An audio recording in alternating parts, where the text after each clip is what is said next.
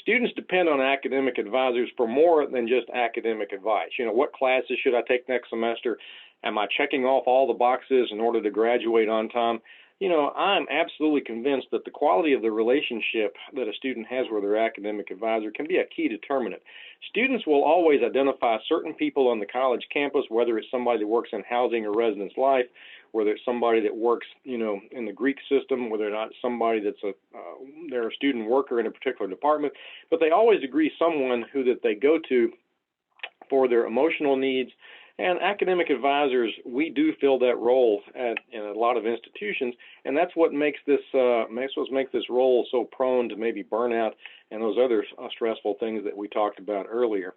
So, we're here today because of COVID-19. Well, we could have actually had, this webinar had we not had a pandemic, but I think the pandemic has actually accentuated this idea that the stress levels being experienced by a lot of our academic advisors.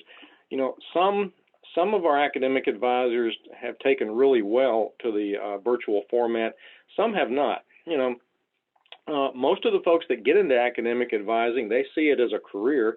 It's almost synonymous with who they are as human beings, and so therefore it's not just a job. Where they can come in, work 9 to 4:30, 8 to 4:30, and then leave. They tend to take on, a lot of the anxieties that expressed to them by their students. They want to help. People get into student affairs, people get into education because they want to help other people be more successful.